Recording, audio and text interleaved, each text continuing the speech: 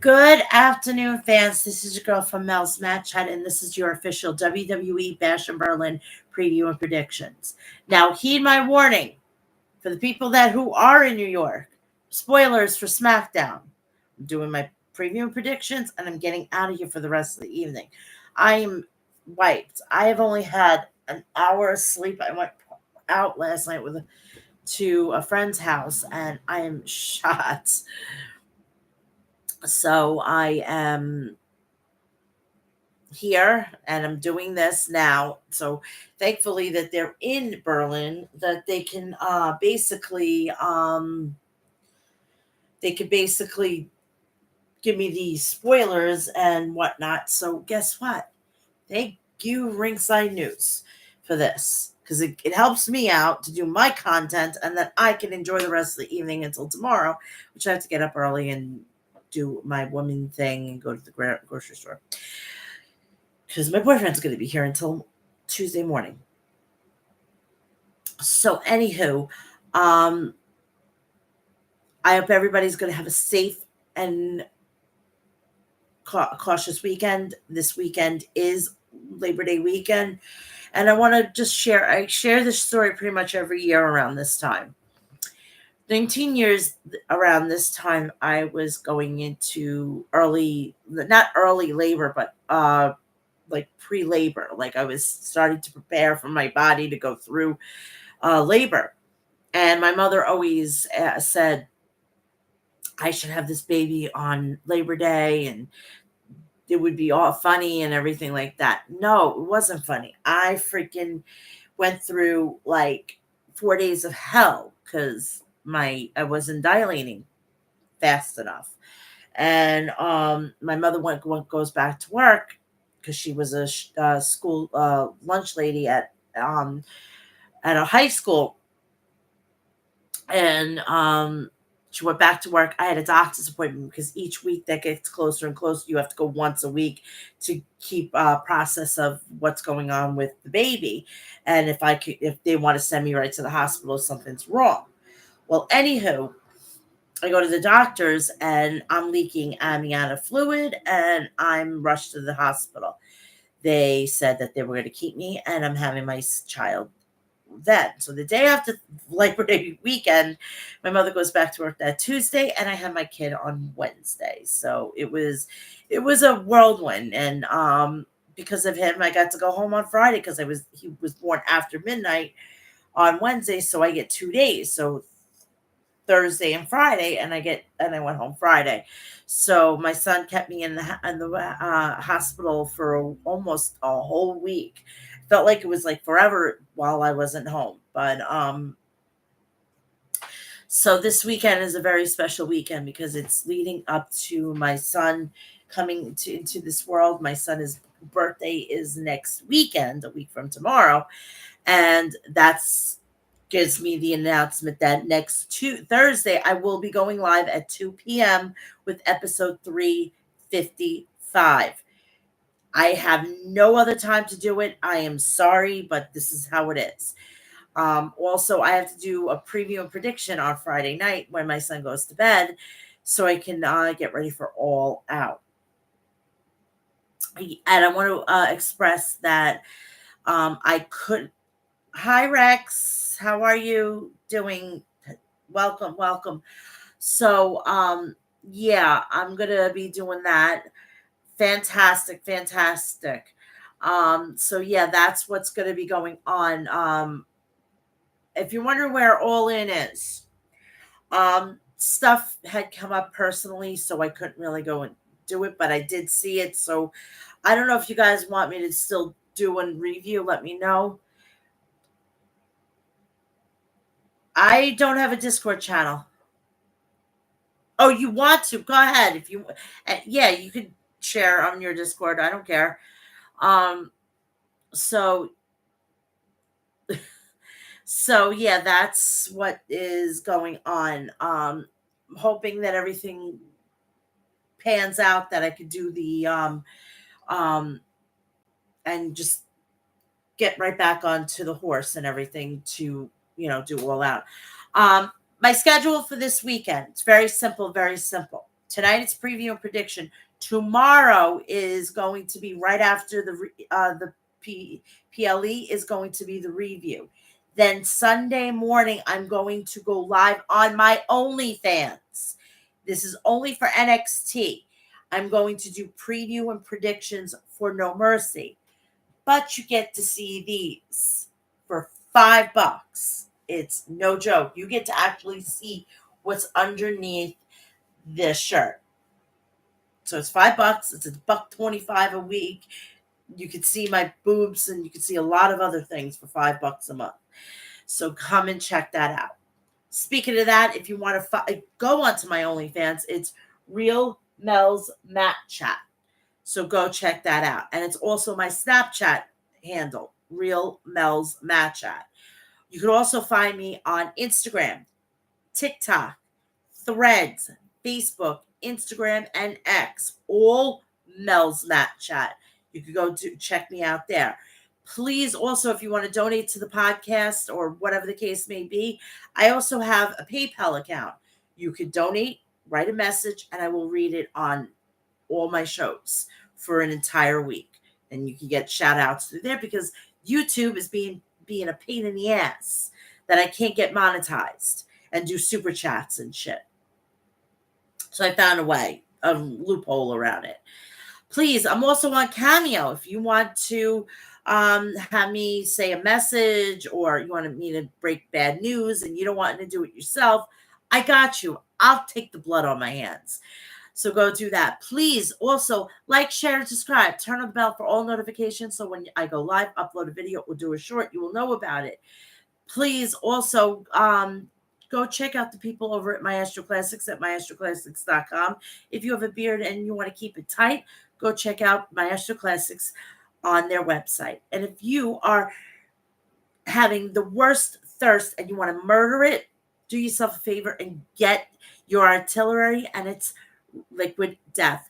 Go to their website, liquiddeath.com. Visit their website for all your artillery to murder your thirst. You have regular spring water, unflavored salsa water, flavored salsa water, iced tea, sports packs, and they just came out with chocolate fudge soda. So get all your thirst quenchers and get all your artillery to murder your thirst at liquiddeath.com. If you are a coffee fiend like I am and you want a good quality coffee with a very, very high caffeine content, please go check out Deathwish Coffee at deathwishcoffee.com.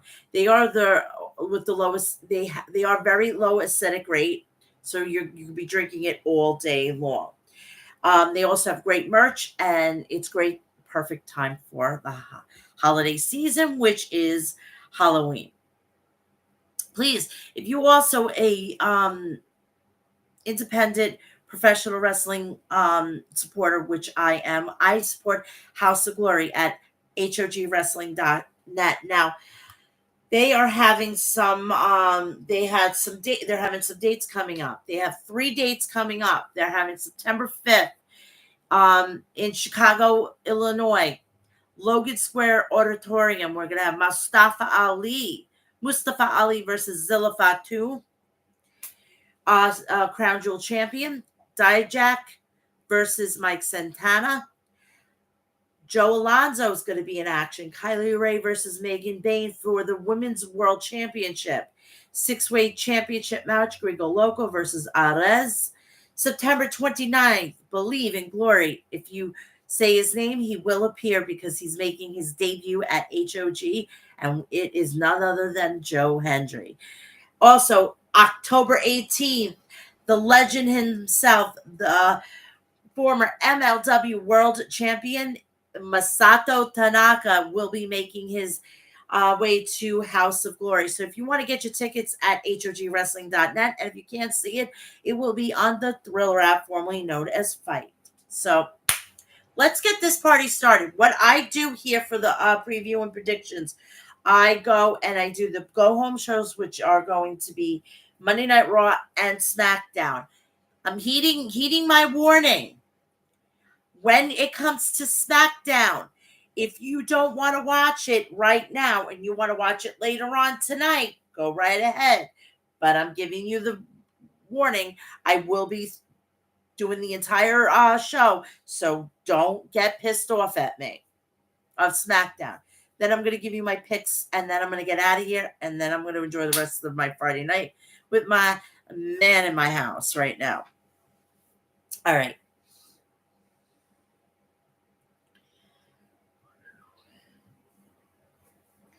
Monday Night Raw.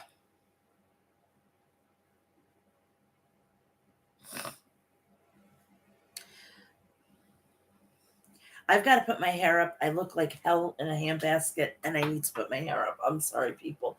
My hair is a mess, and I have to wash it tonight.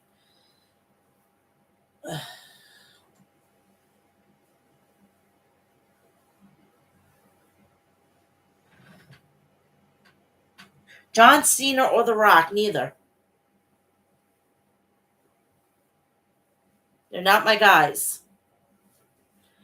Now, if you say Triple H, that's my guy.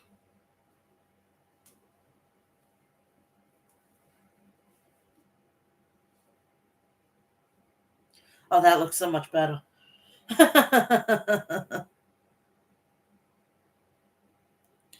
But yeah, Triple H is my guy. What is really my guy is Ric Flair. Then comes Shawn Michaels, then comes Triple H.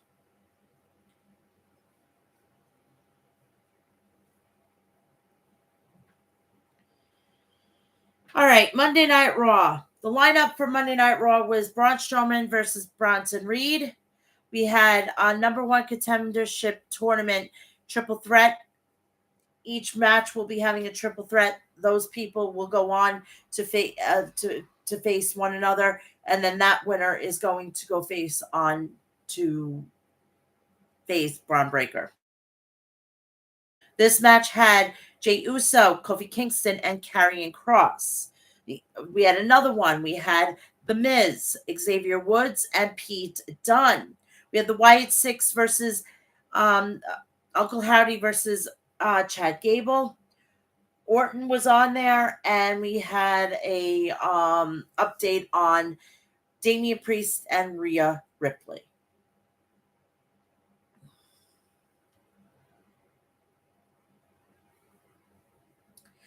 We started off with the show. We see the arrivals of WWE Intercontinental Champion Braun Breaker. And we saw Braun Strowman, Bronson Reed coming into the arena. Michael Cole and Corey Grace welcome us to the show, and ring announcer Samantha Irving introduces the Judgment Day. They are in the ring. Liv Morgan starts off welcoming fans to Raw and demands all rise for the Judgment Day. Finn Balor then says it's time to remind everyone what Judgment Day is all about. Says the guy that doesn't want leaders in the fucking group. I'm going to point two fucking things out from you. And I know you don't want to hear facts, but this is what it is. Finn Balor stood tall like 2 weeks ago in the middle of the ring in the center of the group. Okay? Only your leader does that. And then last week, he fucking goddamn cowered to everybody and didn't fucking goddamn step up. So that's a leader. No leaders, no egos. Please give me a fucking break. This is a guy from fucking New Japan who created the Bullet Club. I don't want to hear it. I just fucking shut the door on this. Finn Balor is now the new leader of Judgment Day. Tell me when I'm telling lies.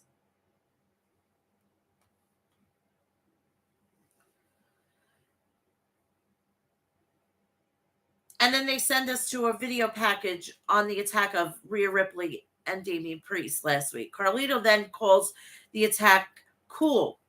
And JD says the attack was a long time coming to Ripley and Priest. Balor then says that Judgment Day isn't the bad guys, but rather Rhea Ripley and Priest. Balor then says that they betrayed Judgment Day and they got what they deserve, and that attack is just a preview of what Morgan and Dominic Mysterio will do to them at Bash in Berlin. Morgan then thanks Ripley for being selfish and egotistical because none of this would have happened if she wasn't. Then says she and Dominic will always be on top. Dominic then adds that Morgan has done things for him that Ripley never did, such as beating up Rey Mysterio. I want to throw in another facts for you. Who was the one that got you the fucking North American Championship? Who was the one that always protected you, never got you hurt? Who fucking rescued you from Beth Phoenix? Who fucking got in the ring with Akira Tozawa? Who got in the ring and mixed it up with fucking Luke Gallows? Or we should fucking ignore the fact of that. Meanwhile, this past Monday, we saw fucking Liv Morgan get ragdolled by Rhea Ripley. So tell me who fucking Liv Morgan is doing whatever she's doing. Because I see it that fucking Ripley got tag team title shots for fucking goddamn Finn and Damian. All right? Finn dropped the ball when he couldn't become world champion. Damian Priest did it. He said he was going to do it, and he did it.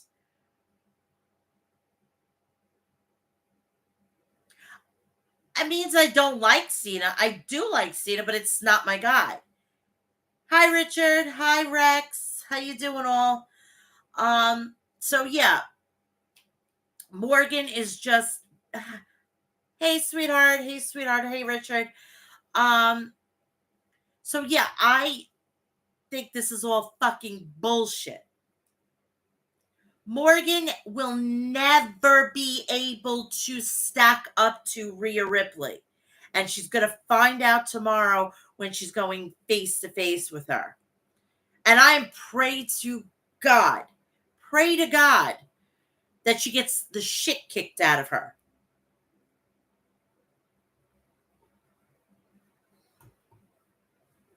I want fucking Dominic fucking crying to have Rhea take him back. And as far as Rey Mysterio and Dominic, didn't Dominic tell Rhea that he's got this? So now he doesn't have it, so he needs somebody to help him out. So he's not a man. He's always been a boy. When Rhea had him, he was stepping up to the fucking plate. So I don't want to fucking hear about this. Rhea made him a man. Morgan made him a fucking whipped ass. I don't know if I can say this on YouTube, but oh yeah, he is definitely a cuck. Definitely a cuck. Definitely. He will always be a cuck. So then Rey makes his way down to the ring with Dragon Lee, Joaquin Wilde, and Cruz del Toro. Rey asks Dominic if he looked in the mirror lately, and he says he's a lost soul. Rey then says someone needs to put Dominic in his place, and he's even worse now that he is hanging out with Morgan. Rey then dares Dominic to nail him so he can knock him down. I loved when he says, at least when he was with Rhea, at least somebody had balls and it wasn't him. I love that. Jagger Among Us VR. How are you? How you doing? How you doing?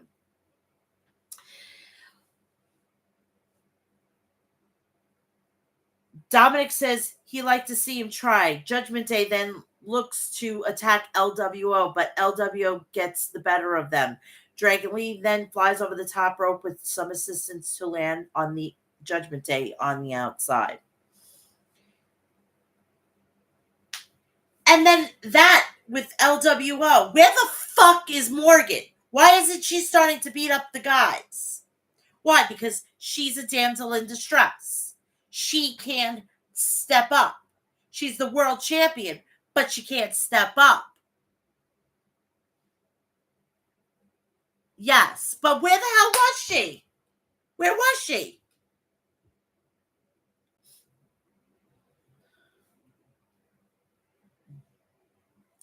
So Michael Cole says Raw general manager Adam Pearce made the first match of the night official, which is an 8-man tag team match, which is underway. So it's going to be the LWO versus Judgment Day again, but with different players. So the match starts off with Dragon Lee hitting a Hurricane Rana on Balor. Ray then tags and delivers some right hands on him. Then follows it up with a Hurricane Rana and goes for a pin. But Balor kicks out. Carlito and Del Toro then tag in, and Del Toro hits Carlito with a crossbody off the top. Del Toro goes for a pin, but Carlito kicks out. Wild then tags in and hits a double back elbow on Carlito with Del Toro. Del Toro then tags back in and sends Carlito crashing into the corner before Balor gets in the ring and distracts the referee. McDonough then takes a cheap shot on Del Toro, opening the door for Carlito to hit clothesline and tag Dominic. Dominic then delivers some stomps on Del Toro in the corner and follows it up with a right hand on him. Balor then tags in and wears down Del Toro before McDonough tags back in. Both men then double team on Del Toro, but Del Toro manages to tag in Wild. Wild then hits a facebuster on McDonough. LWO then sends Judgment Day out of the ring and looks to fly, but Judgment Day moves up and the ramp to avoid them. This doesn't stop Wild. However, he hits a springboard splash to land on the 4 Judgment Day members. Ray then tags in and nails Dominic with a couple of clotheslines. Ray then hits a senton over the top rope, then follows it up with a kick on Dominic's face and goes for a pin, but Dominic kicks out. Ray and Dominic then teeter on the ropes, and Ray hits a sunset flip on Dominic and goes for the pin. Carlito and Dominic then break the fall, but Wild and Del Toro fly off the top rope with a drop kick to land on them.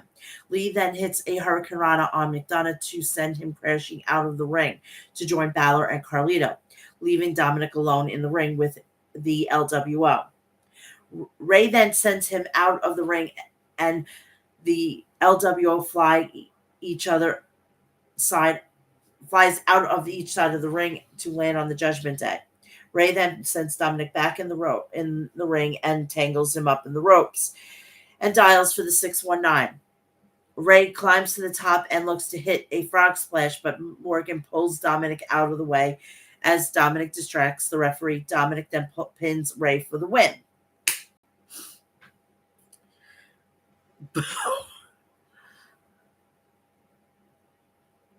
Shut up.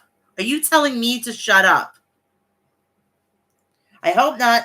Jagger Among Us VR. I hope not.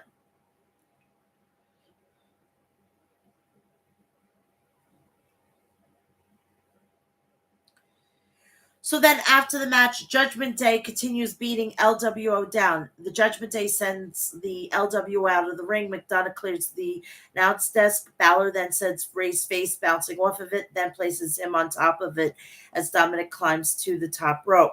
Rhea Ripley music then hits, and she makes her way down to the ring along with Damian Priest. Morgan then looks to escape through the crowd, but Ripley pulls her back into the ringside area and sends her crashing into the ring post. Ripley then stares down Dominic, but Morgan jumps on her back. Priest then nails Dominic and beats down McDonough in the corner. Ripley then hits clothesline on McDonough, then follows it up with a riptide on McDonough as Priest hits the South of Heaven on Carlito. And that is it with the segment.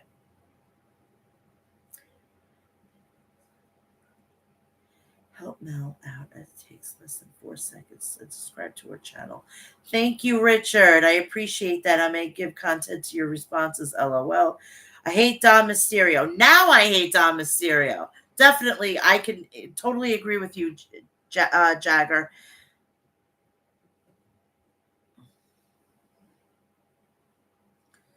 So then Cole and Graves then speak about the tournament for a shot at the Intercontinental Championship.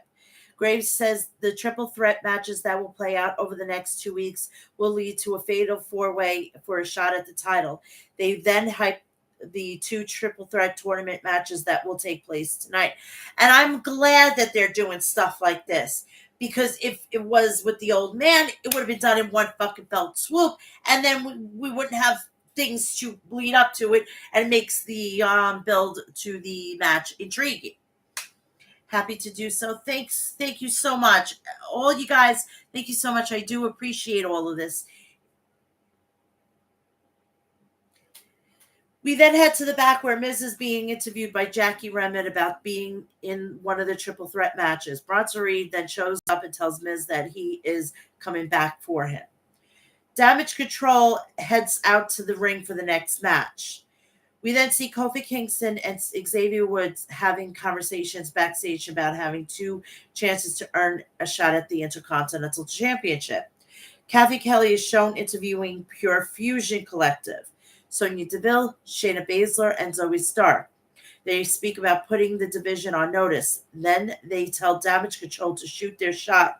Pure Fusion Collective, then they make their way out to the ring for the next match. We have Damage Control versus Pure Fusion Collective. The match starts off with Io Sky and Zoe Starks. Both women go straight after each other. Baszler makes the blind tag in. Deville nails Sky on the outside as the referee distracted.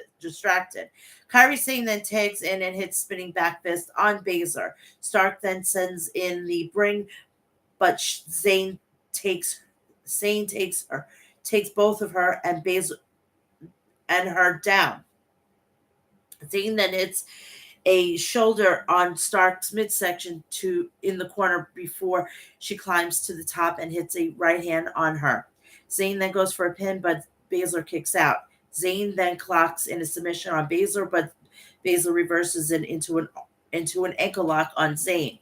Stark then tags in and hits a drop kick on Zayn off the top rope. Stark then places Zayn on the top rope and joins her up there, but Zelina Vega blindsides Deville from behind on the outside. This then opens the door for Zayn to push Stark off the top rope. Zayn then hits an insane elbow on Stark for the win as Sky hits the over the moonsault on Baszler on the outside.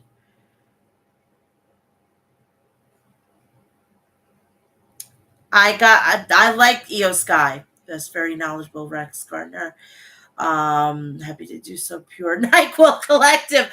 Oh, Mr. Zaki boy. I love that. Yes, definitely.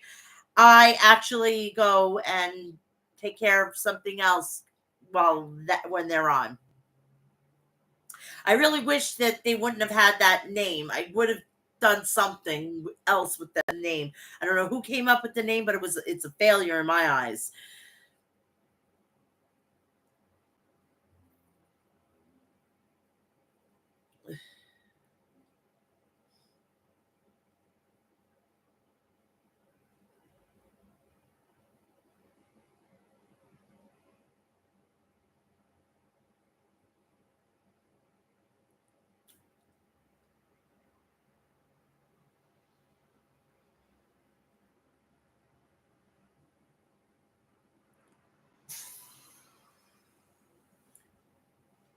Zayn locks in this mission.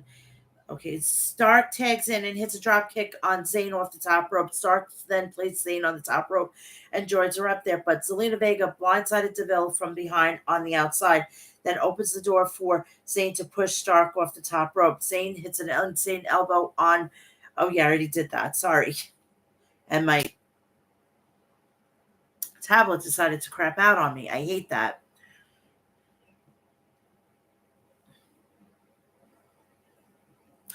So, yeah, I can't deal with the whole situation with those three. They have such promising careers. You should join the Discord on Cafe D Renee. Do me a favor if you can. Give me the link to that, and I'll see what I can do. Okay, Richard. We then get a video of the Wyatt Six. Uncle Howie Bo Dallas says, "Stop. He stopped to marvel at all of their accomplishments, and he won't make that mistake again. Howdy then says the false prophet continues to reveal himself to the world. Prophet, and then we had what was it? The not the chosen one, the exalted one from the Dark Order, and I think that's awesome. If you're an AEW fan and you don't get that connection, and I think that's awesome. I think the false prophet, the exalted one, it's like I love that. I love that whole situation. YouTube doesn't allow us to go into my go follow me on my X account, and it's Mel's Match Chat, and then get me the link through that. Oh, thank you so much, Richard. I appreciate that. Or Dirty Dummy. I call him Dirty Dummy. Thank you so much, Richard. I appreciate that. Reveal himself to the world. Howdy then says that he masquerades a shepherd while marching his lambs into the mouths of the woods. However, when it says it's not family, it's blasphemy. Howdy then says they need to cut the head off of the snake. Howdy then says it's more than a reckoning, it's a purge. Graves hypes up Uncle Howdy versus Chad Gable, which previously announced as the show's main event, which obviously that goes without saying. Drew McIntyre then was shown smirking as he walked through the backstage area. McIntyre shows off the bracelet he stole from CM Punk, while Cole says McIntyre will appear next. So he heads out to the ring. This was fucking crazy, all right? Little context. CM Punk fucking went Instagram live with this. It was hilarious. Aw, thank you so much. Thank you so much, Jagger. I appreciate that. I really do. Thank you. You get hearts, hearts, hearts, hearts, hearts, hearts. Drew McIntyre starts off by addressing CM Punk, and he says there's no other topic Punk likes to talk about besides himself and the fans that come to see him. McIntyre then takes a seat in the ring cross-legged and asks if he has the attention of Punk and the fans now. McIntyre then says Punk is scared of him, then points out that Punk keeps attacking him from behind every chance he gets. McIntyre then says Punk keeps getting himself into a situation that he thinks he can handle until the time comes to deal with them, and he can't. McIntyre promises to lash Punk repeatedly with the strap. They both be tied to in their match at Berlin. Punk's music then hits. He appears behind McIntyre with a strap in hand. Punk hits McIntyre with it and looks to take back his bracelet, but McIntyre gets the better of him and grabs the strap. McIntyre then charges at Punk, but Punk sends him crashing into the announce desk with a back body drop and delivers some right hands on him. Officials then make their way down to the ring to separate the two men. McIntyre then hops the barricade, and Punk, as well as 3 security guards, ends up in the back of the ring. It ends up back in the ring. Punk then whips the security guards with the strap and sends 2 of them out of the ring. Punk then stands on the ropes and yells at McIntyre, stands in the crowd and points at him. 2 channel. I subbed as well. Thank you, Richard. Yes, I would send a super chat. Do you know what? I'm going to put my PayPal QR code. If you want to send a super chat with a message, whatever you want, you are willing to do so. I will do that. Let me see if I can do it now. Let me see if I can get my QR code and I could post it as a thing on here. Hold on. Let's see pictures. Let's see if I can find my QR code. Hopefully, yes. That's my OnlyFans. If you could also subscribe to that too. Let me see if I even have it. I may not. I may have to go and redo this. Give me 1 second. That's my OnlyFans, and here it is. It's already in there. done. Go at it. You could go at it. You could do whatever you want. You could donate as much as you want. There's no cap, no nothing. Definitely, we have to support others. This is what it's all about. This is what it's all about. We get a video package of Braun Strowman, who says Bronson Reed will find out why he's called the monster of all monsters. Main event, Jey Uso is then shown in the concourse with the fans cheering behind him. Jey then makes his way down to the ring for the next match of the night through the crowd. Michael Cole then tries to get Corey Graves to pump his arms like Jey, and he says it's good for the soul. Graves then asks Cole what makes him think he has a soul. Jey then slaps the hand with Cole before entering the ring for the first WWE Intercontinental title number one contenders tournament match triple threat. It's definitely. Then in this match, we have Jey Uso, Kofi Kingston, and Karrion Kross. Zelina Vega interfering mentioned earlier was good. Yes. Zelina Vega needs to start stepping up a little bit if she wants to possibly have a title run, and it'll be a transitional, which sucks. Because she's actually decent in the ring. She's better than some of them that are there. The match starts off with Kingston delivering some stomps on Kross in the corner. Jey then follows suit, and both men deliver even more stomps on Kross. Jey then assists Kingston in hitting a dropkick on Kross, but Jey rolls Kingston up. Kingston then quickly kicks out and nails Jey with a back elbow, then looks to hit an enziguri. Kross then pulls Jey out of the ring before Kingston can hit a move, but Kingston nails Kross with a dropkick and climbs to the top. Kingston flies to land on both Jey and Kross. Jey then hits an enziguri on Kingston and follows it up with a hip attack. Kross then nails Kingston with a super kick, but walks into the kick. Kingston then hits a drop kick and clothesline on Jey before hitting a boom chop on both Jey and Kross. Kross then hits a forearm on Kingston in the corner, then follows it up with a power bomb and goes for a pin. Kingston then kicks out, but Kross transitions into a Texas Cloverleaf. Kingston then rolls Kross up to break the hold, but Kross kicks out and Jey hits the Uso splash on him for the win. No, she needs to get serious. I'm part Puerto Rican. I'm part Boricua. You don't need to fucking piss me off very quickly. You do it very little, I'm pissed off.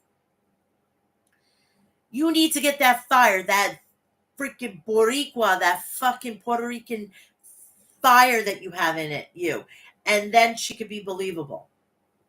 And if she ever thinks that she was ever going to win against Rhea Ripley, no, that wasn't happening at all. So Jey Uso moves on and has a spot. We get a promo for WWE World Heavyweight Champion, the Ring General Gunther, who was on the company's European tour. Gunther speaks about beating Randy Orton at Bash in Berlin. The Viper, Randy Orton, is then shown walking through the backstage area. Video footage of Bianca Belair appearing on Peacock's Belair series is then shown. Michael Cole then hypes that SmackDown will debut on USA Network on September 13th. Cole then says he and Graves will be reunited on SmackDown. Cole then wonders if their next guest will be on Friday nights or Monday nights and says it will be determined in Berlin. The Viper, Randy Orton, heads out to the ring to address the fans. Randy Orton starts off by saying he has listened to the voices in his head for the most of his career, but lately it seems as though he's been listening to the voices of the fans. Orton then thanks the fans for singing along to his entrance music and says it means the world to him, and out of all the titles he has won, there's one that he loves the most: the World Heavyweight Championship. Orton then reflects on his previous reigns and begin being the last champion prior to its retirement.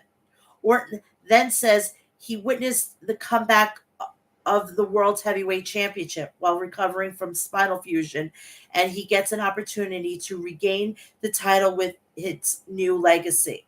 Orton then says he knows that the Berlin crowd will be cheering for Gunther on Saturday, and Gunther doesn't even realize who he'll be facing. Orton says he has faced his fair share of demons in the past, but he has beaten them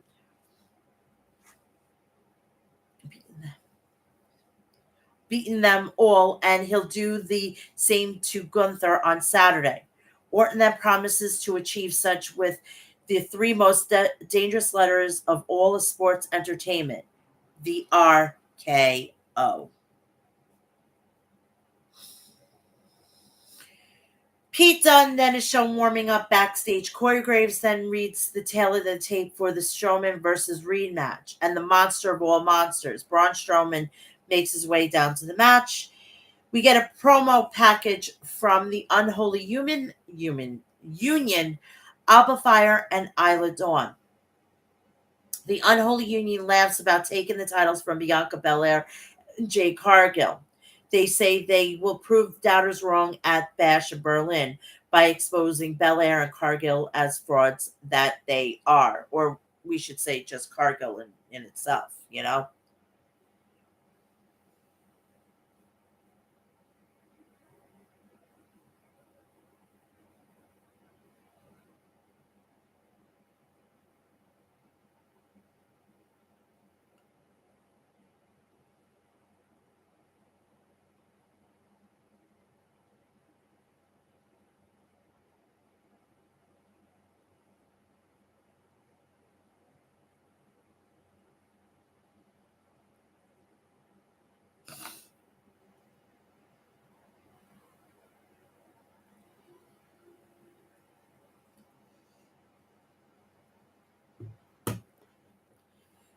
We have a singles match.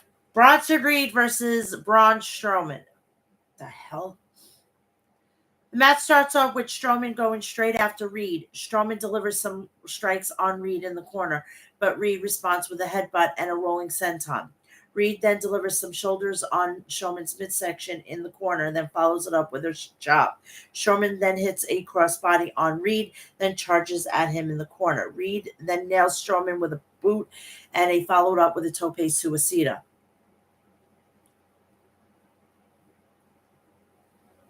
on the outside to land on him. Reed then climbs to the top, but Strowman pulls him down. Reed then begins retreating up this ramp, but Strowman chases after him and hits a clothesline on him from behind. Reed then sends Strowman crashing into the Titantron and hits a splash, then heads to the back through the gorilla position to grab a garbage can as he waits for Strowman. Reed then tosses the garbage can at Strowman, but Strowman fights through the security guards to get to Reed, sending one through the table. Reed then sends Strowman crashing into some metal equipment in the parking lot, then grabs one of the metal set pieces. Strowman then chokeslams Reed on top of a car, then sends him crashing over it. Reed then hits Strowman with a lead pipe, then climbs up the wall and hits a tsunami on him on the top of the car. Referees and producers then show up and yell for help. That was a pretty good spot. We haven't seen one of those in I don't even know how long. One of those parking lot spots.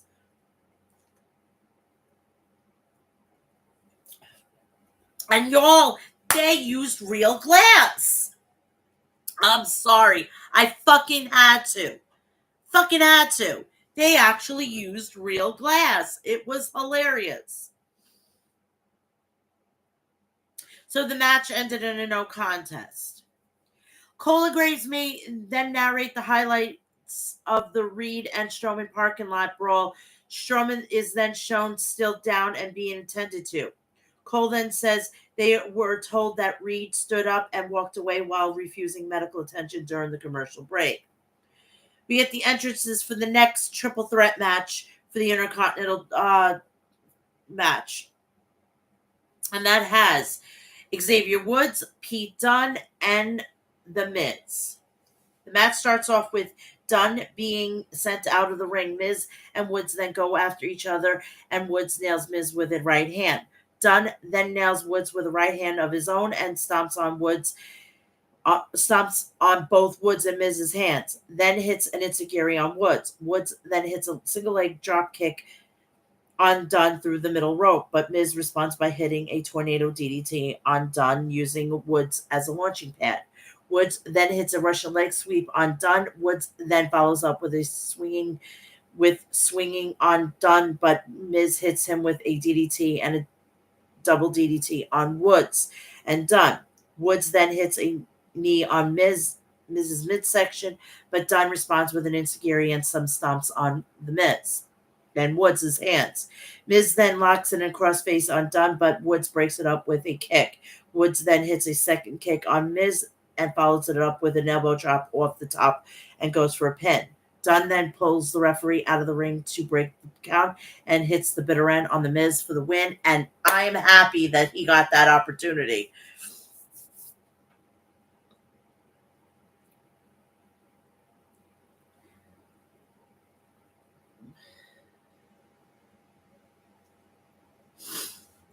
WWE Intercontinental Champion Braun Breaker was being interviewed by Jackie Redmond in backstage area. Breaker says, "Bravo to Jey Uso and Pete Dunne for qualifying for the Fatal 4-Way match." Breaker then says Jey better watch his mouth. Breaker then says no member of the Uso family has ever beaten up a member of his family, and Jey won't be the one to do it. Breaker then dismisses the idea of Dunne winning his title. Breaker then says he is that dog and the worst is yet to come. We get a promo video on Chad Gable. Michael Cole and the graphic then says that this Raw is the 37th TV event sellout and the 54th event sellout in 2024. Just another thing to fucking set off Tony Khan. I mean, we're trying to calm him down, but this guy, WWE is on just another different level. They're giving not one iota of a fuck. And I like that. They don't care.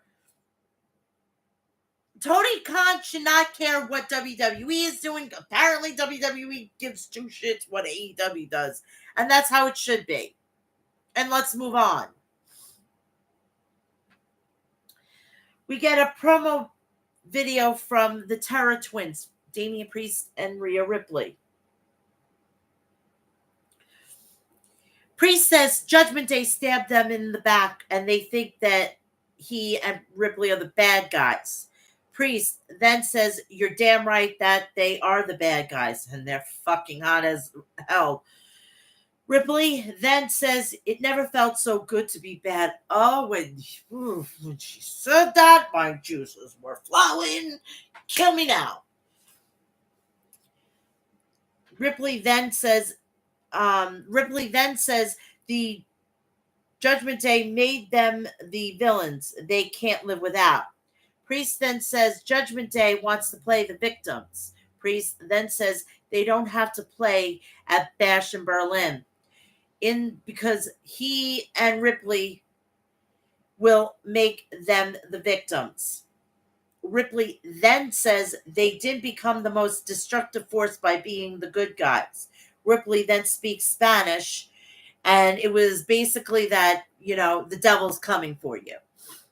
And says, Ripley basically says, you're the devils, and they're coming for you. Like I just said. So the commentary runs through the card at Bash in Berlin. Michael Cole and Corey Graves then offer condolences to the family of Sid Udi. Psycho Sid had passed away, and I'm going to quickly do a little bit of a thing for him. I actually saw him at the Survivor Series at Madison Square Garden where he faced Shawn Michaels for the WWF Championship. It was my Christmas present. I asked my dad, I want to go to the Survivor Series, and of course he obliged. I'm his princess, of course. still is Princess. And he was there, and for to see him get the title, at least he is a world champion, and he died as world champion. Now, Papa H, do us a favor, get him and fucking Lex Luger in this year. There's no fucking excuses now. There's no old man, there's no nothing. Get him in and let's fucking blow everybody's ass out and have fucking Sting come in and induct Lex Luger into the WWE Hall of Fame. Make it happen, Papa H. We need this. You say you're listening to everybody. You're listening. Needs to happen at the 2025 WWE Hall of Fame.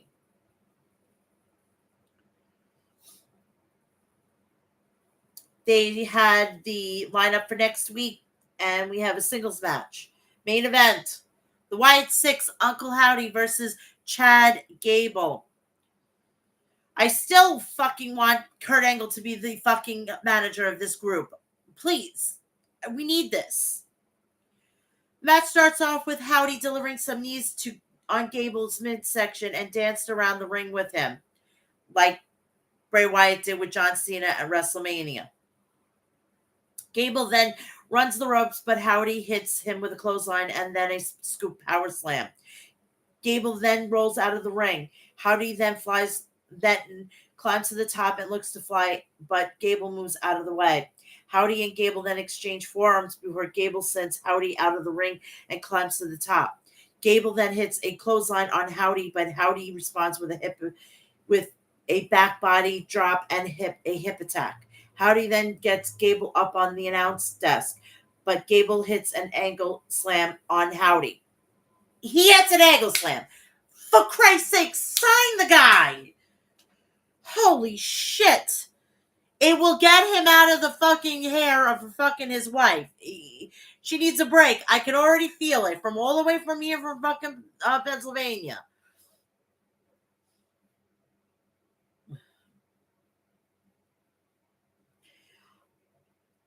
Gable then slides into the ring and the referee begins the 10 count, but Howdy beats it. Gable then delivers some right hands as he teeters on the ropes with Howdy. Then hits a suplex on Howdy and goes for the pin. Howdy then kicks out and Gable hits a series of German suplexes on him. Howdy then hits a Uranagi on Gable and goes for a pin, but Gable kicks out. Howdy then hits a twisting neckbreaker on Gable off the top rope, then goes for Sister Abigail. Ivy Nile then jumps on the apron and distracts the referee, opening the door for Gable to clinch an ankle lock. Howdy then breaks the hold, but accidentally sends Gable crashing into the referee in the process. Howdy then locks in the mandible claw on Gable, but the Creed brothers pull him out of the ring and send him crashing into the barricade. Eric Rowan, Joe Gacy, and Dexter Lumis then appear to even the odds, but Nile jumps on Rowan's back. Rowan then brawls with Julius through the crowd, with Niles still on his back. Gable then gets Howdy back in the ring, but Howdy hits him with Sister Abigail, and he wins. Of course he was going to win. Speaking of this whole situation, Abby the Witch, Nikki Cross has re-signed with WWE, as well as Berto. So that's the news on that. So then after the match, Howdy's kneels in front of Gable and holds his arms out. The usual Wyatt Six imagery flashes on the screen as the show comes to a close. Every time I see, it's even more prevalent to see Bo Dallas.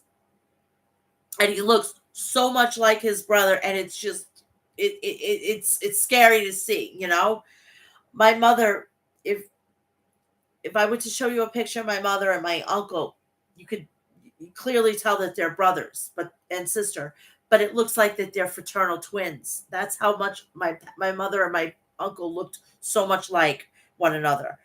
And it just when you have that connection, it's crazy. I mean, for Christ's sakes, Bo Dallas is legitimately, I feel like he's got Bray's fucking powers going through him.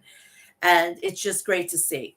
And it's emotional because when he died, it was legitimately like um, not that far away from when my mother died. So, like, I know what those kids are going through. I may have not lost a father, but I've lost a parent, and it's the most heartbreaking situation. My boyfriend, his father passed away in 2016. My mother passed away in 2022. And we have that bond that we've known what it's like to lose a parent. But he's lost his father. I lost my mother. So he understands, but it's different a scenario. So hopefully that we don't lose his mom, or my dad anytime soon. And I'm just emotional today. I'm sorry.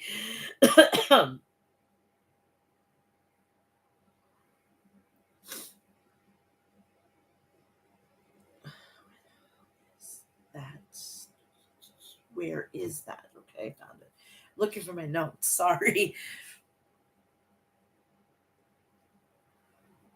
So yeah, that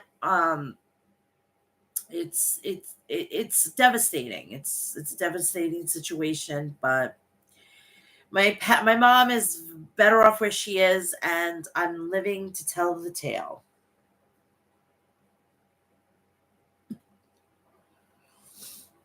Yes, I'm living to tell the tale. I'm living to tell the tale. I'm living to tell the tale.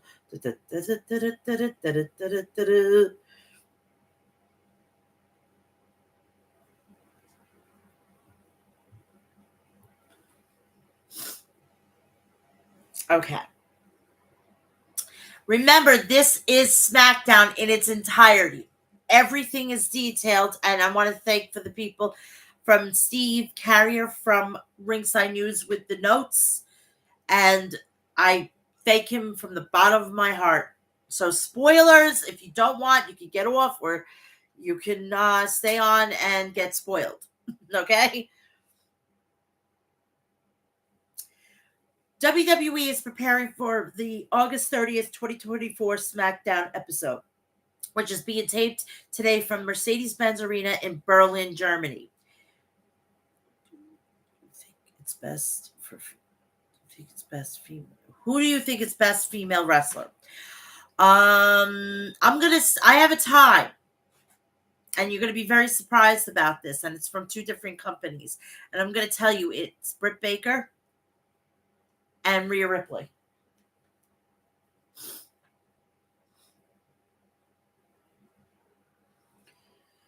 So SmackDown started off with Cody. Remember, spoilers, spoiler alert.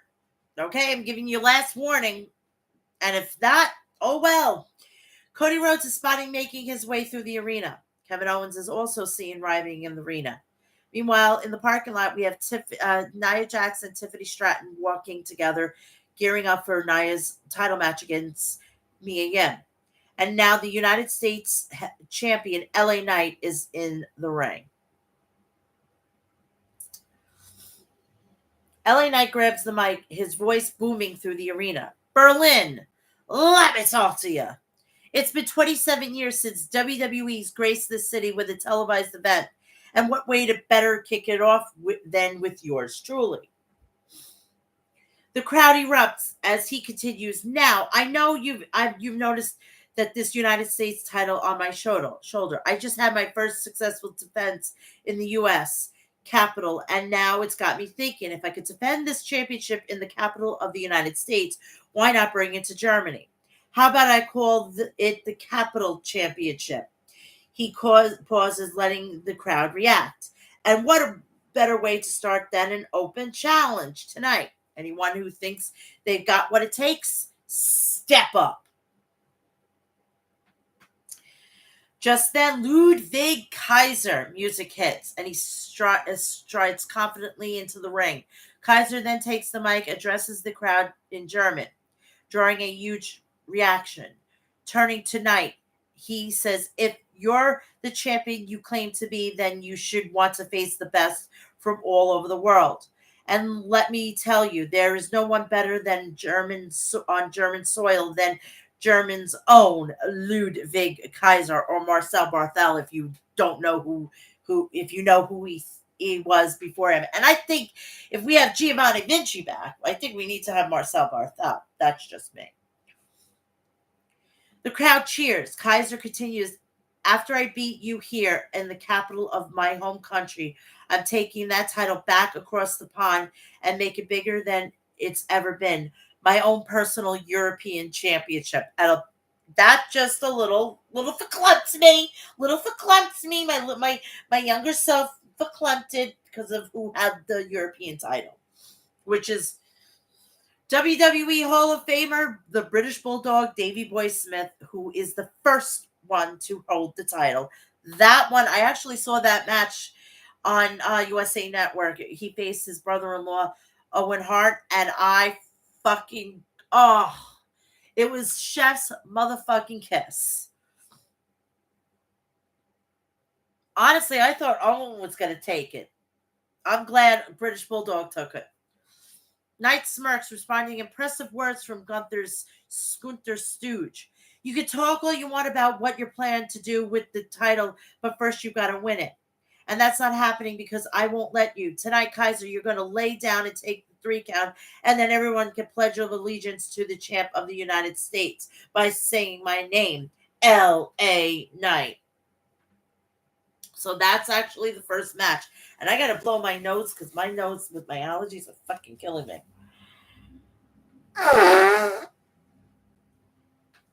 Oh my God, I'm dying here. So the U.S. title match is up next. Kaiser and Knight face each other in the ring. The bell sounded off to a roaring crowd. They lock up. Knight maneuvers Kaiser in the corner but steps back, offering a clean break. Then grappled again, and Kaiser applies a wrist lock. Knight counters, executing a series of arm ringers. Tensions flare as Kaiser confronts Knight face to face, shoving him. Knight shoves back. They engage once more, and Kaiser sneaks in punching during the break, followed by a side headlock takedown. Knight counters with a roll up for a near fall. Knight delivers a back elbow and a flurry of kicks in the corner. Kaiser responds with an Irish whip, blocked Knight's kick, and landed a knee punch. Kaiser continues aggressive kicks in the corner, but Knight bursts out with a clothesline. The action spills to the outside the ring where Knight hits a back body driver into the apron. Kaiser retaliates by slamming Knight into the apron and the ring steps. Kaiser then briefly re-enters the ring to break the referee's count, then sets up for a half-lap drop kick connecting perfectly against the steps as we go to a commercial break. We return to the action with Kaiser struggling on the apron as Kaiser delivers a series of punches. The referee intervenes, pulling Kaiser away, but Kaiser quickly resumes with more punches and pie-faced Knight. Knight fights back with his knees, trading blows with Kaiser and in a heated exchange. Kaiser gains a brief upper hand with a chop that sends Knight to the mat.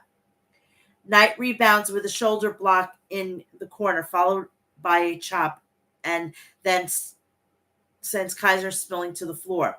Kaiser outside the ring, Knight repeatedly slams Kaiser's head into the announce table before executing a neck breaker. Climbing the top turnbuckle, Knight delivers high-impact elbow drop for a near fall. He continues the onslaught with kicks in the corner and a running knee to Kaiser's head. Knight attempts a reverse atomic drop, but Kaiser counters with a kick, scoring a near fall. The action escalates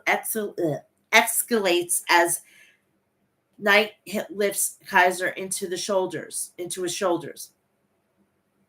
But Kaiser escapes and exchanges punches. Knight then lands a power slam and sets up for a finisher. BFT, but Kaiser dodges and secures a near fall with a roll-up. Not missing a beat, Kaiser hits a clothesline followed by a running knee. As Knight attempts a BFT again, Kaiser counters with a rolling Death Valley driver for another close fall. Kaiser prepares for a reverse DDT, but Knight counters it with a backbreaker and follows up with a side effect. Seizing the moment, Knight successfully hits a BFT and secures the pinfall for a 3 count, and Knight obviously retains, which I don't think that was a great thing to do.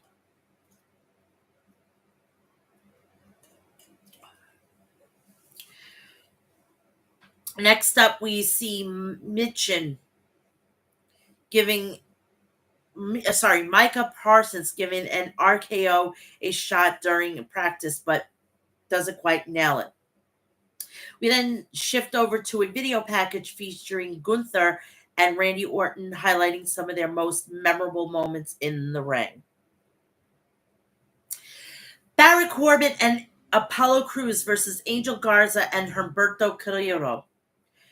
Cruz and Humberto kicked things off with Cruz landing a sharp drop kick and following up with a delayed vertical suplex, earning a near fall. Baron Corbin tags in and starts landing punches on Carrillo. Carrillo fights back with a forearm to the back, and Angel Garza quickly tags in. Baron impressively lands on his feet during a slingshot double hip toss and counters with a double clothesline. Baron continues in aggressive punches in the corner, but Angel manages to escape, pulling Baron face first into the turnbuckle. Baron retaliates with a powerful Uranagi into a corner. The action heats up as Angel forces Baron back in the corner, allowing Humberto to strike Baron from the apron and a drape him over to the top rope. Angel then delivers a running kick to Baron, pinned against the ropes, allowing Humberto to cover for a near fall. A moment of shift when Baron launches Carrillo over the top rope to the outside, and Cruz takes down Angel with a boot, followed by a head scissors that sends him tumbling out as well. A display of strength, Baron beels Cruz over the top rope, crashing onto Angel and Berto on the floor as the chaos unfolds outside the ring as we cut to a commercial break. We return to action as Humberto Carrillo hits a slingshot blockbuster on Apollo Crews for a near fall. Cruz is perched on the turnbuckles and Angel Garza tags in, delivering forearms to Cruz back. Angel ramps up the pressure with a corner kick followed by another Irish whip and a quarter splash. Cruz counters with a kick and an elbow to break free, then leaping over Angel. Baron tags in, landing a solid back elbow on Angel. He beels Humberto back into the ring and follows up with a running knee. Baron keeps up the assault with a splash with a short arm clothesline on Humberto. He nails Carrillo with a springboard clothesline and a TKO, nearly pinning him. Apollo Crews tags back in, executing a crossbody onto Angel and seamlessly transitioning into a German suplex. Cruz continues his offense flurry with a forearm and a series of German suplexes on Humberto. Carrillo retaliates with a springboard round kick to Cruz. Baron responds by hip tossing Humberto into the turnbuckles. Angel and Cruz simultaneously attempt crossbody blocks, crashing into each other and collapsing to the mat. Meanwhile, Baron sends Angel crashing into the announce table. Amidst the chaos, Electra Lopez distracts the referee, allowing Santos Escobar to shove Corbin into the ring steps. Humberto capitalizes with a near fall. Humberto executes an arm drag into the turnbuckles, and Angel tags in to deliver a pop-up kick, securing the pinfall, and Angel Garza and Humberto Carrillo pick up the win. Rex Garner. Io Sky for me, she can wrestle so good, great range, and yes, she's a very, very, very good professional wrestler. I definitely agree. We go backstage. Solo announces that DIY and the Street Profits are set to face the Bloodline and confidently states that they will acknowledge him as their leader. He recounts his ruthless path to the top, detailing how he sacrificed his brother Jimmy first, then eliminated Paul Heyman, and finally took down Roman Reigns himself, claiming the right to be called the tribal chief. Solo's tone darkened as he warns, "If I did that to my own family, imagine what I'll do to the four of you." Turning his attention to Cody and Kevin, who have a match the following day, Solo coldly declares that he doesn't care who wins because he's coming for the victor next. Again, I don't fucking understand this. He agreed to the bloodline rules. He lost. It doesn't matter if he lost clean or not. He still lost. It doesn't matter. For Christ's sakes. Goes to the end of the line. If anything, Roman Reigns deserves a fucking title shot due to the fact that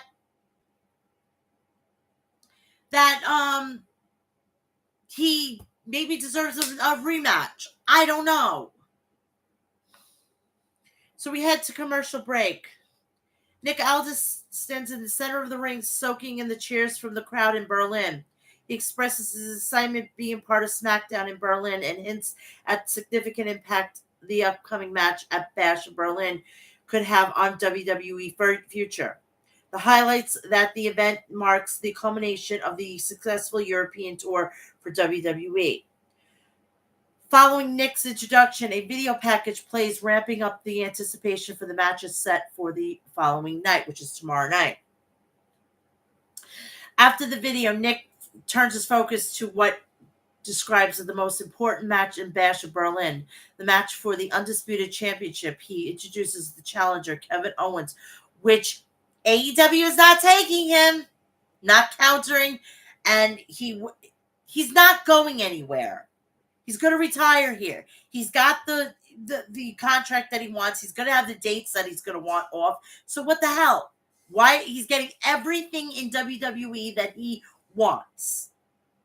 Why is he going to go anyplace else? I'd be totally shocked if in December he walks. Followed by the champion Cody Rhodes to roaring reception. Nick wishes both the competitors luck for their match the next day and steps out of the ring, giving them the floor. Kevin starts the conversation with a touch of humor, referring Cody frequently questions by asking, "What do you want to talk about?" He points out that Cody often uses his line. Cody responds in German, engaging the local crowd, which prompts Kevin to ask what he said. Cody switched back to English, clarifies what he wants to focus on, discussing their upcoming title match. The tension subtly builds as they prepare to delve into specifics of their highly anticipated showdown.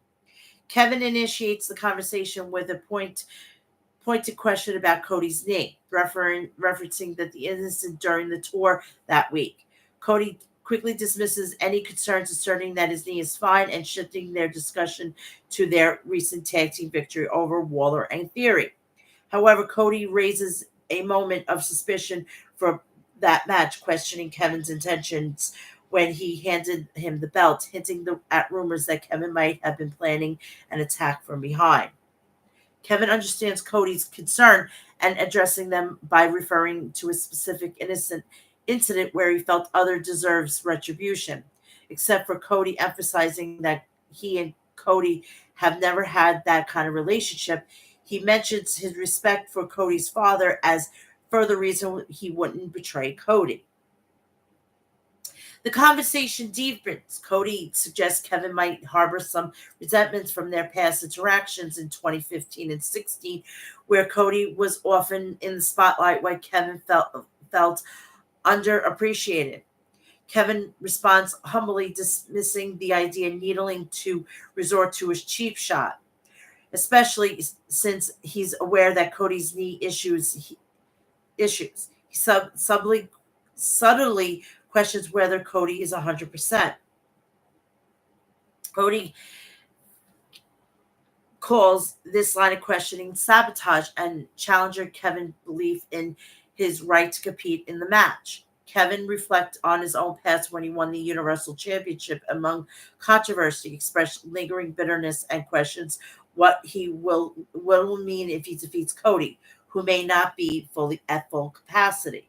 Cody insists his knee is fully healed and accused Kevin masking his anger with confidence. He brings up their shared history and personal relationship, asking poignantly if their friendship can endure beyond this match.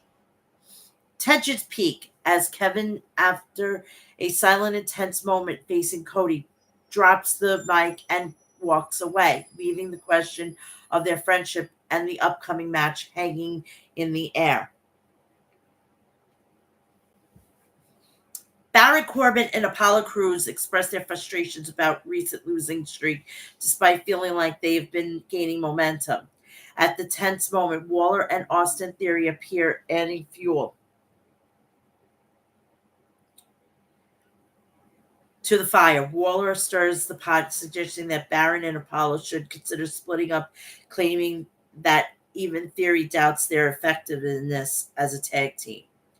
Confronted by Baron, Theory doesn't back down and admits openly that he indeed questions their team dynamic. The situation escalates as Theory turns his frustration towards Waller, accusing him of causing discord, at pointing out that it's always him who ends up suffering from their breakdowns. Waller tries to defuse the situation, apologizes, and explains that stirring the pot in a common tactic in Australia. He emphasizes that Theory is the best mate and expresses genuine regret for his earlier comments. After a moment of tension, Theory accepts Waller's apology, affirming that they are still a solid team. The duo appears reconciled, leaving the future of their partnership tentatively stable. We have another match. Jesus, make this the best of seven. Make it official for fuck's sake. Andrade El Idolo versus Carmelo Hayes.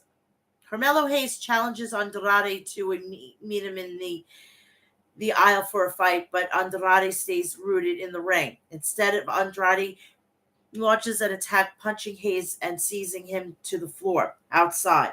Seizing the moment, Andrade executes a daring double jump, twisting crossbody to Hayes on the outside. The action escalates as Andrade delivers a series of kicks, but Hayes retaliates with a springboard clothesline, showcasing his athleticism. Not to be outdone, Hayes climbs to the top rope, aiming to seize control. However, Andrade cunningly clips Hayes' legs, causing him to get tangled in the ropes. Capitalizing Hayes' vulnerable position, Andrade delivers some brutal double stomps with Hayes trapped in the turnbuckles. The intensity peaks as we cut to a commercial break. We return from commercial. Carmelo Hayes attempts to lock in the figure four leg lock.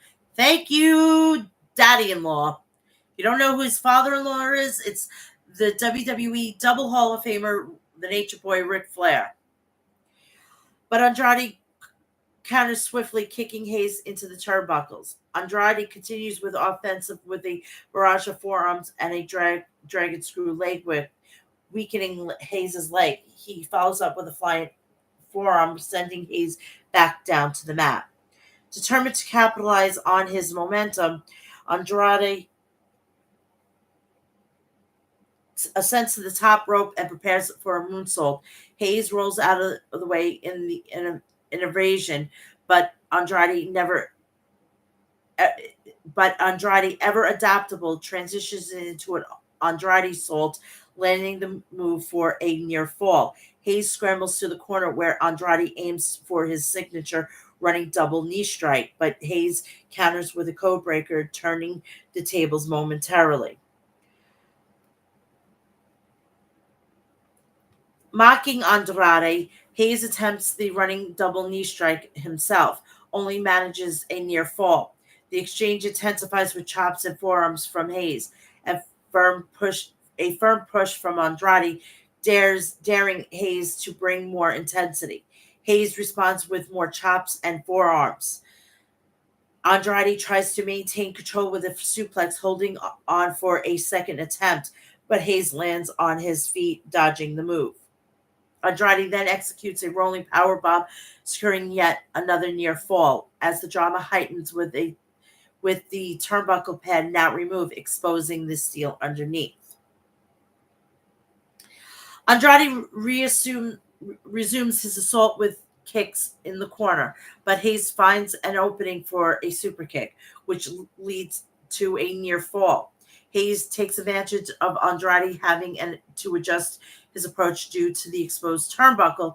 The match escalates further as they battle on the ropes, where Andrade delivers a breathtaking springboard Spanish fly, yet it only earns him another near fall, keeping the audience on the edge of their seats. After returning from commercial break, the action intensifies as both Andrade and Carmelo Hayes are perched on the turnbuckle. Andrade takes a control, delivering a high impact fallaway slam from the top rope, but it's not enough to keep Hayes down for the count, leading to another near fall. The match grows more heated with Andrade slaps Hayes who retaliates sharply. The two engage into a fierce exchange of blows. Andrade then hits a spinning back elbow, once again securing the victory. He continues his assault, chopping Hayes into the corner and positioning him on the turnbuckles, where the protective pad has been removed, increasing the peril.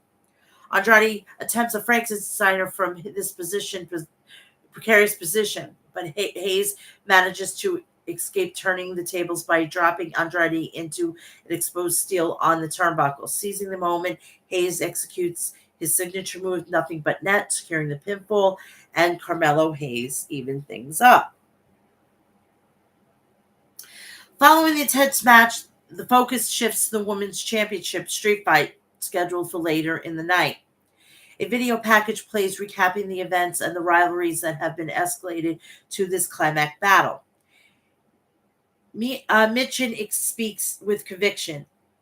I've battled through everything to get to this point.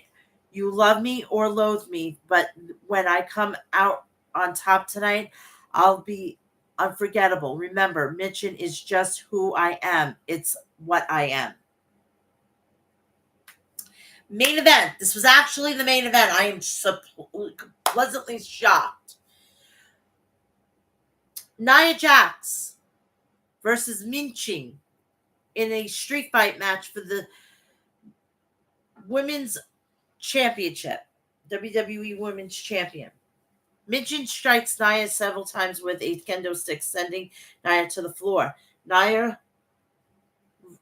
recovers, grabbing the kendo stick or jab at Minchin, but misses. Minchin then propels Nia into the ring post, continuing the assault. Minchin smacks Nia with a kendo stick while she tangled in the ropes, then follows up with a leg drop, nearly securing the pin. Minchin searches under the ring, retrieving more kendo sticks and a chair. The crowd erupts as Minchin brings out a table, but Nia seizes the moment to retaliate, hitting Minchin repeatedly with the kendo stick. Nia smashes a table under the ring, but Minchin immediately responds with a drop kick through the ropes. Minchin retrieves the table and slides it into the ring before we cut to commercial break. Upon returning, Nia positions the table against the turnbuckle in the ring. Minchin then blinds Nia with a blast from the fire extinguisher, climbs the top rope, and nails a missile dropkick, grabbing a trash can. Minchin attempts a tornado DDT onto it, but Nia counters, slamming Minchin face first into the can. Unrelenting, Minchin strikes Nia with a trash can lid, follows up with a tornado DDT onto the lids, and nearly secures the pin. Minchin sets up another table in the ring, fetches yet another trash can, and prepares to finish the setup. However, Nia delivers a forearm to Minchin's back and a headbutt, then smashes her with a chair and places her on the table. Nia climbs the turnbuckle. Minchin stops her and executes a powerbomb through the table, leaving both competitors down. The tension escalates as Tiffany Stratton edges with her briefcase, striking Minchin. She contemplates cashing in, but Nia interrupts. Confused, Nia Tiffany hits Michin again with the briefcase, places Nia atop Michin for the pin, but Michin kicks out just at the nick of time. Tiffany prepares for the prettiest moonsault ever, but Bailey's music hits. Bailey rushes in, clotheslines Tiffany, and the two brawl through the crowd. Back in the ring, Mitchell rolls up Nia for a close fall and delivers a roundhouse kick. Nia dodges a clothesline and counters with a Samoan drop through the table in the corner, then finishes Mitchell with a annihilator onto the trash can, pinning her for the win. Obviously, Jax retains. Post-match, Nia fiercely throws a trash can lid into Michin and strikes the trash can over her with a kendo stick. And that's the end of SmackDown. So now we're going to go to the picks. I'll get you out of here, and I'm going to enjoy the rest of my Friday.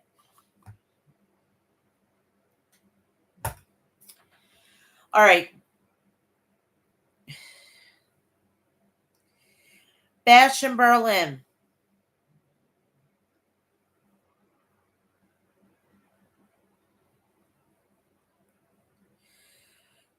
Gunther and Randy Orton for the WWE World Heavyweight Championship. I'm going to take Gunther. Cody Rhodes versus Kevin Owens for the WWE Championship. Cody Rhodes is going to retain. Judgment Day versus the Terror Twins. The Terror Twins are going to pick up the victory. CM Punk versus Drew McIntyre in a strap match.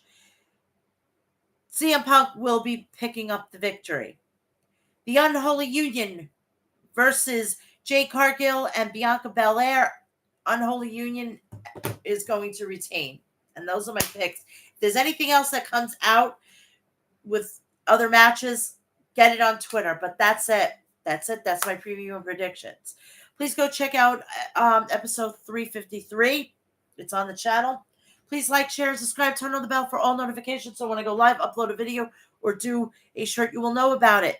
My PayPal is open. It's just been posted on the thing. Go scan it. If you want to send me a donation and send me a message, I will read it tomorrow. I will read it for the next week up until on Thursday. And then I will say it again, and that'll be the end of it. Tomorrow, I will be live right after the PLE. Then Sunday, I will go live around 1 p.m. with the preview and predictions of NXT No Mercy on my OnlyFans. And you can see the spicier side of Mel's Mad Chat. It's $5 a month. It's less than a cup of coffee. You can see these. You can actually see these in entirety. You can see what they look like. Yeah, I bet you do. Also, I will also do the review on there as well. I will be back here then for episode 355 on Thursday at 2 p.m. because of my son's coming home for his birthday. He will be 19 a week from tomorrow. I want also, please do me the favor and go check me out on Instagram, Facebook, TikTok, Cameo, Twitter, and Threads, all Mel's Mad Chat.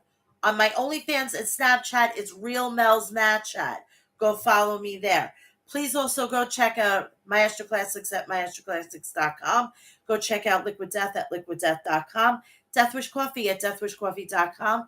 And go check out House of Glory at hogwrestling.net. I want everybody to enjoy tomorrow at Bash of Berlin, and it's an early thing. I'll probably be on here about 3 or 4 o'clock. Done by 6, dinner and everything, and I can relax for the evening. Please let me know if you want me to still do that review of All In. And then we're going to be off to the races for All Out and the whole gambit. So have a great rest of your weekend. Have a great Labor Day weekend. Be safe. Drive safely. Use an Uber or Lyft if possible. I love you all and enjoy Bash at Berlin tomorrow. And I'll see you tomorrow right after the event. All right. Have a great Friday. And I love you all. See you tomorrow. Bye.